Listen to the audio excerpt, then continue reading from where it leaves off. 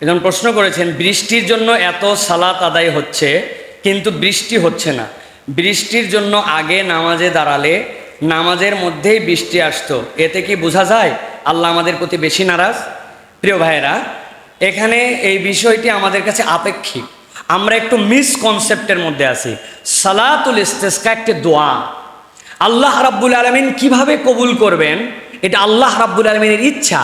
আপনি এরকম নয় যে বৃষ্টির জন্য নামাজে দাঁড়ালেন আর বৃষ্টি হয়ে গেল, তাহলে আপনার দোয়া কবুল হলো, আর বৃষ্টি না হলে আপনার দোয়া কবুল হলো না, বিষয়টা এরকম নয়। আপনি এখানে আল্লাহ রাব্বুল আলামিনকে মুকাইয়্যিদ করতে পারবেন না যে বৃষ্টি দিলে কবুল হয়েছে না। আপনি আল্লাহর কাছে বলেছেন, আল্লাহ আমাকে ক্ষমা করে দেন, আমাদেরকে মাফ করে দেন, আল্লাহ আপনি কল্যাণকর বৃষ্টি আমাদের জন্য দান করে দেন।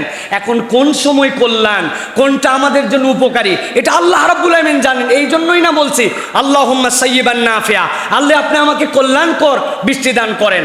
আল্লাহুম্মা আগিসনা, হে আল্লাহ আপনি আমাদের জন্য এমন মেঘ দেন যেই মেঘটা আমাদের জন্য কল্যাণকর। এখন কল্যাণের খবর জানে কে? আল্লাহ। এখন বান্দা মনে করতেছে না আমি যখন চাইছি তখনই দেওয়া লাগবে, এটা কিন্তু আমাদের জন্য শর্ত নয় প্রিয় ভাইরা। তবে দোয়া কবুলের জন্য আল্লাহ রাব্বুল আলামিনের নিকটতম হতে হয়, গুনাহ খাতা ছেড়ে দিতে হয়। আমরা মূলত এই সালাতের দ্বারা সুন্নতের একটা আমল করে আল্লাহর কাছে তওবা করি, আল্লাহর কাছে ফেরত আসি, বাকিটুকু আল্লাহ রাব্বুল আলামিন নিয়ামত দিবেন।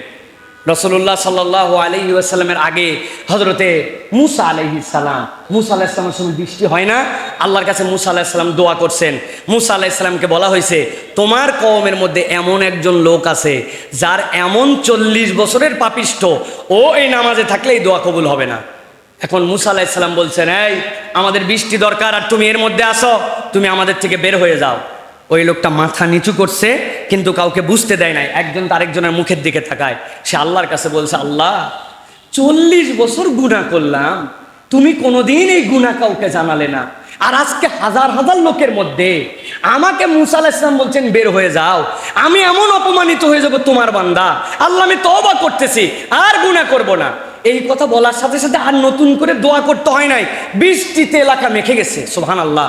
মুসা আলাইহিস সালাম আল্লাহকে বলছে, আল্লাহ কেউ তো বাড়ালোই না, তার আগেই বৃষ্টি কেন?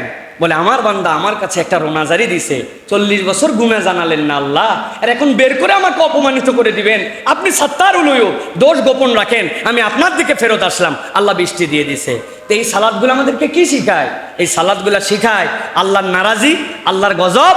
এখান থেকে আমরা দূরে সরে আসি, নিজের পাপ নিজের জায়গায় রাখছি, নিজের গুনাহ নিজের জায়গায় রাখছি।